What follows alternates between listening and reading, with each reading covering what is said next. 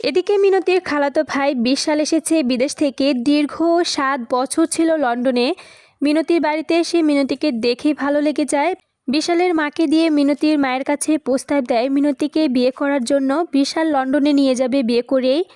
কথাটা শুনে মিনতির মা খুবই খুশি হয়, কিন্তু মিনতি রাজি হয় না। মিনতির মন পাওয়ার জন্য বিশাল সকাল বিকাল মিনতিদের বাড়িতে আসে, গল্প করে লন্ডন শহর অনেক সুন্দর, তোমাকে নিয়ে লন্ডনে গেলে তুমি সুখেই থাকবে। কোনো কথাতেই মিনতি রাজি হয় না। বিশাল ভাবছে কি করে মিনতির মন পাওয়া যায়। তাই বিশাল একটা স্বর্ণের চেন এনে মিনতিকে উপহার দিল। চেনটা পেয়ে মিনতির মনটা বিশালের প্রতি দুর্বল হলো এবং বিশালের অর্থের প্রতি লোভ হলো।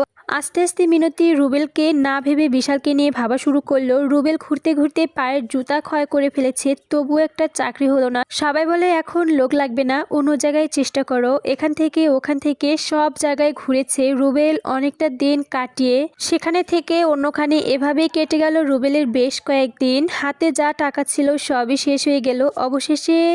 অবশেষে আর কিছু ভেবে না পেয়ে বাড়িতে ফিরে এলো রাত 11টার দিকে। মা রুবেলকে দেখেই বলল, কী রে বাবা, তোর কোনো চাকরি হয়নি? না মা, খুব চেষ্টা করলাম, সবাই বলে পরে জানাবে। ঠিক আছে, তুই হাত মুখ ধুয়ে ভাত খেয়ে নে। রুবেল ভাত খেয়ে রাতে ঘুমিয়ে পড়ল। নীল আকাশের বুকে মেঘ জমেছে, সমস্ত আকাশ ঢেকে গেছে মেঘে।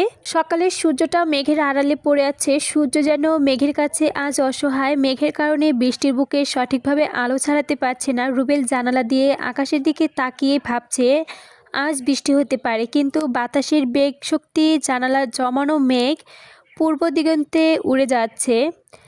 রুবেল বুঝতে পারল আজ বর্ষা হওয়ার পূর্বাভাস মাত্র। বেশ কয়েকদিন যাবৎ চাকরি খুঁজে না পাওয়ায় রুবেলের মনটা বেশি ভালো নেই। তাই বিছানায় শুয়ে আকাশের দিকে তাকিয়ে অনেক কিছু ভাবছে। হঠাৎ মনে পড়ল মিনতির কথা। অনেক দিন হয়ে গেল মিনতিদের সাথে দেখা হয় না। মনে পড়ল মিনতির সাথে দেখা হওয়ার ইচ্ছা হলো। সিদ্ধান্ত নিল আজই দেখা করব। মিনতির কলেজ ছুটি হওয়ার আগেই পৌঁছে যাবে। আর কি প্রেমিকার কথা মনে পড়লে মন কি আর ঘরে বসে থাকে। তাড়াহুড়ো করে বিছানা ছেড়ে উঠে গোসল করে প্যান্ট শার্ট পরে মাকে বলল, মা কয়েকটা টাকা দাও। কত টাকা? এই 50 টাকা। 50 টাকা নেই বাবা, 30 টাকা আছে। আচ্ছা দাও। টাকা দিয়ে রুবেল বেরিয়ে পড়ল। রুবেল বাস থেকে নেমে সোজা কলেজ গেটে গেল। গেটের কাছে গিয়েই দেখতে পেল কলেজ বন্ধ। রুবেলের মাথায় হাত দিয়ে ভাবছে কলেজ বন্ধ কেন। কলেজের গেটে দোকানদারকে জিজ্ঞেস করলো, আচ্ছা ভাই কলেজ কেন বন্ধ? দোকানদার একটা মুচকে হাসি দিয়ে বলল রুবেলের দিকে তাকিয়ে বলল, দেখো তো মনে হয় একজন ছাত্র, কিন্তু কথায় মনে হচ্ছে না। রুবেল বলল, কেন কেন বুঝতে পারছেন না? শুক্রবারে কলেজ খোলা থাকে নাকি? যত সব পাগলের দল। রুবেল ভীষণ লজ্জা পেয়ে দোকানদারের কথা শুনে এবং মনে মনে বলতে লাগলো, যা শালা, আমি মিনতির জন্য এতই পাগল যে শুক্রবার মনে করতেই পারিনি। আসলে প্রেমে পড়লে কি সবাই এমন হয়, নাকি আমি একাই মদন হলাম? না না, তবে এ ধরনের একটা ইতিহাস শুনেছি। হ্যাঁ, মনে পড়েছে লাইলি মজনুর একটা ঘটনা। মজনু লাইলির জন্য এতটাই পাগল ছিল যে সারাক্ষণ শুধু লাইলিদের বাড়ির দিকেই তাকিয়ে থাকতো। প্রেমিকাকে এক পলক দেখার জন্য লাইলির একটা কুকুর ছিল, আর কুকুরের মধ্যে দুজনেই চিঠি লেনদেন হতো। কুকুরটা যদিও মজনুর কাছে আসতো, মজনু কুকুরটাকে জড়িয়ে ধরে চুমু খেত, কারণ কুকুরটা ছিল তার প্রিয়ার।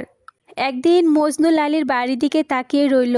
দূরে দাঁড়িয়ে লাইলির বাড়িতে যাওয়ার রাস্তায় লোক নামাজ পড়ছিল। এমন সময় মজনু দেখতে পেল তার ঘটক কুকুরটি বেরিয়ে আসছে। মজনু সঙ্গে সঙ্গে পাগলের মতো দৌড় দিয়ে কুকুরের কাছে জড়িয়ে ধরে চুমু খেলো। রাস্তার পাশে যে লোক নামাজ পড়ছিল তার সামনে দিয়ে মজনু দৌড়ে গিয়ে বলেছিল। লোকটি রাগ করে নামাজ শেষে রাজার দরবারে নালিশ করলো। রাজা মজনুকে জিজ্ঞেস করলো, নামাজি ব্যক্তির সামনে দৌড় দিয়ে যাওয়া তোমার ঠিক হয়নি, এজন্য তোমাকে শাস্তি পেতে হবে। মজনু রাজার দরবারে বললেন যে আমি এই দুনিয়ায় সাধারণ একজন মানুষের জন্য পাগল হয়ে দৌড়ে কুকুরের কাছে ছুটে গেছি আমার প্রিয় ব্যক্তির কোনো সংবাদ আছে কি না সেটা জানার জন্য। তাই আশেপাশে কোনো কিছু খেয়াল করিনি, আমার অন্য কোনো ধ্যানও ছিল না, অথচ সে নামাজ পড়া অবস্থায় আমাকে খেয়াল করেছে। নামাজ মানে আল্লাহর সাথে সাক্ষাৎ করা, এবং নামাজ অবস্থায় দুনিয়ার কোনো খেয়াল চলবে না, অথচ সে তাই করেছে। এতে কি বোঝা যায় যে নামাজ পড়ছিল, নাকি সে অন্য কিছু খেয়াল করছিল? রাজা মজনুর কথা শুনে বোকা হয়ে গেল এবং সব কিছু বুঝতে পেরে মজনুকে মুক্তি দিল। রুবেল মাথায় হাত দিয়ে ভাবছে এখন কি করা যায়। হঠাৎ করে মনে পড়ল ছোটবেলায় খেলার সাথে হিটনের কথা। হিটন তো ম্যাচে থেকে লেখাপড়া করে, কিন্তু ওর ঠিকানা হ্যাঁ মনে পড়েছে, নিরালা ছাত্রাবাস। আজ হিটনের ম্যাচে থেকে আগামীকাল মিনতির সাথে দেখা করে তারপর বাড়ি যাব। হিটন রুবেলকে দেখে বলল, আরে বন্ধু, মনে পড়লো এই অভাগার কথা। দুজন দুজনকে আবেগে জড়িয়ে ধরে কোলাকুলি করলো। রুবেল বলল, অনেকদিন যাবত তোর সাথে দেখা হয় না, আর বাড়িতেও খুব বেশি ভালো লাগছিল না, তাই ভাবলাম তোর সাথে একটু দেখা করে আসি। খুব ভালো করেছিস, অনেকদিন পর তোর সাথে মন খুলে একটু গল্প করা যাবে। কিন্তু রুবেল, তোর ঢাকাতে যাওয়ার কথা ছিল। গিয়েছিলাম, পোড়া কপাল, তাই চাকরি হয়নি।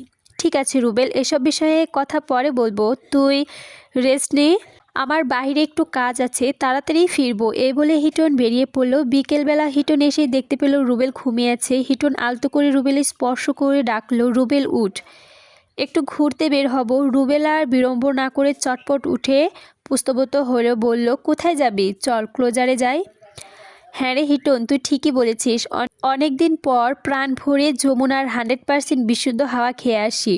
এদিকে মিনতি ঘরে বসে বিশালের জন্য অপেক্ষা করছে। তারা ভাবছে কি ব্যাপার, বিশালের আসার কথা 3টায় অথচ 4টার বেশি বাজে, বিশাল আসছে না কেন? মনে মনে অভিমান করে বলল, বিশাল আসলে আজ কথাই বলবো না। মনটা খারাপ করে মুখটা প্যাঁচার মতো করে বসে রইল। একটু পরেই বিশাল এলো। দেখতে পেল মিনতি গম্ভীরভাবে বসে আছে, তাই বিশাল আসতে বলল, সরি মিনতি, সময় করে আসতে পারিনি বলে। মিনতি বিশালকে এড়িয়ে অন্য রুমে চলে গেল। বিশাল পিছু পিছু গিয়ে মিনতির কাঁধে হাত রেখে বলল, আই এম রিয়েলি সরি মিনতি। মিনতি কিছুই বলছে না, প্লিজ তুমি রাগ করো না, আজ তুমি যা বলবে আমি তাই শুনবো, আর কখনো এমন হবে না। এবার মিনতি ঘুরিয়ে দাঁড়িয়ে বলল, এবার তাহলে আমার হাত ছুঁয়ে বলো 3 সত্যি।